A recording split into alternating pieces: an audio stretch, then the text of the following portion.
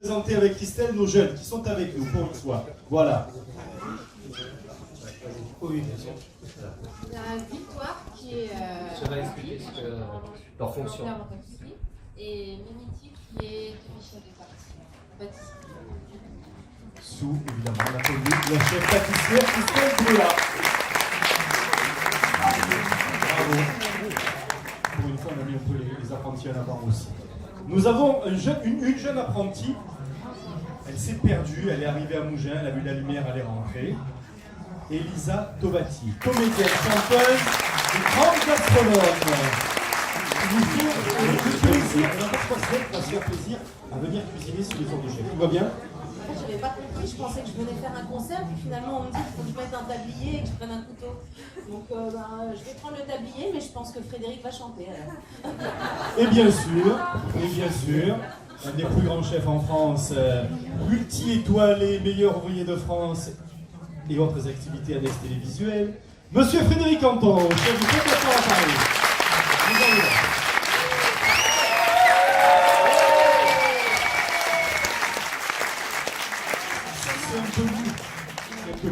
Monsieur Frédéric Anton.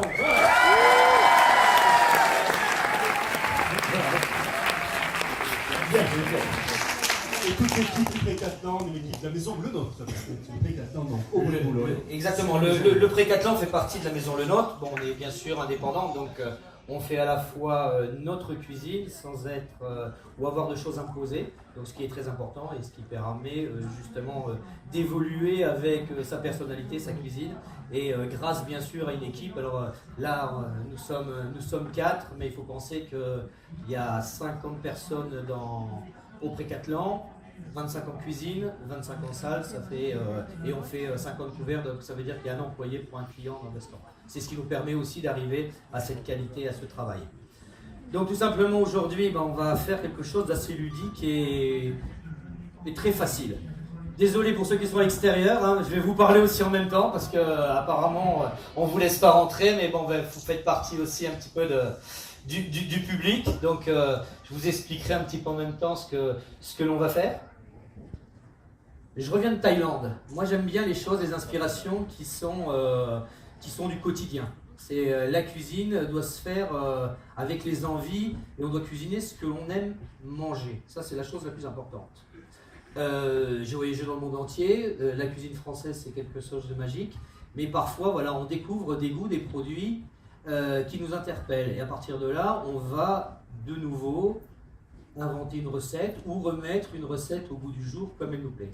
Donc là on va faire des langoustines thaï, mais la chose importante, c'est qu'on va apprendre à faire la chose essentielle, c'est la pâte de curry. Souvent, on va faire la sauce, on va mettre un peu de lait de coco et on va mettre un petit peu de curry comme ça, ou on va acheter cette pâte de curry. Là, on va la faire. Donc, ce qui va être important, c'est toute cette préparation en amont qui va être très importante. Et en quelques minutes, on va faire la sauce. Et là, il va y avoir une certaine puissance, du goût et du visuel. Donc voilà tout simplement, je ne suis pas là pour faire quelque chose, une démonstration et que vous disiez waouh il a fait ça. C'est que moi le but du jeu c'est transmettre le savoir et à chaque fois je vais vous expliquer que ça soit ludique, que ça soit intelligent, que vous compreniez et que vous me posiez des questions s'il y a quelque chose que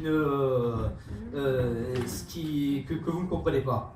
Alors si vous avez aujourd'hui, alors j'avais demandé des feuilles de papier parce que habituellement on amène les recettes toutes faites. Mais moi, le but du jeu aujourd'hui, c'est vous donner une feuille blanche. Et tout simplement, que vous écrivez la recette. Comme ça, on va voir ceux qui suivent et ceux qui ne suivent pas, ceux qui sont intéressés ou pas. Et puis peut-être qu'à la fin, on va tourner dans les rangs. Et celui qui aura la plus belle recette, on offrira un livre qu'on va dédicacer tout simplement. Donc comme ça, au moins, vous allez suivre la recette. Voilà, on va vous donner, j'espère que vous avez un stylo et voilà, je ne l'ai pas tapé avant, mais je pense que ça peut être amusant comme ça, vous allez pouvoir ramener la recette chez vous exactement et c'est vous qui la ferez. Au lieu de vous donner un bout de papier qui est déjà établi et que vous allez mettre au placard en rentrant à la maison. Donc voilà, donc j'espère que vous avez un stylo pour faire.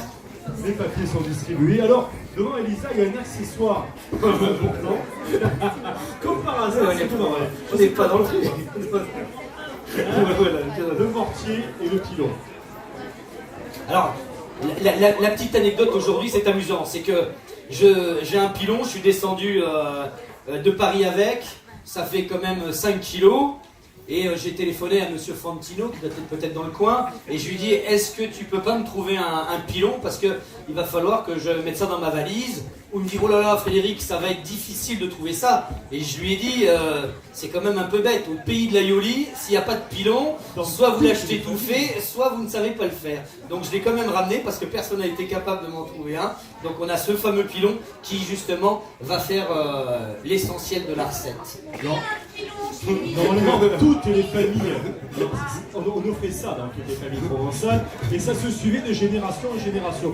Parce que personne ne veut le prêter, parce qu'ils ont peur qu'il ne soit pas rendu, peut-être, c'est pour ça. Et même le pilon se fait, le goût de l'ail et de l'huile d'olive. Bien sûr, ça c'est un petit peu comme les théières, c'est des choses qui ne se lavent pas, elles se rincent, mais normalement, voilà, on ne va pas mettre de produit, parce que comme c'est poreux, de toute façon, ça va prendre toutes les odeurs et tous les goûts, donc il faut éviter de nettoyer ça avec...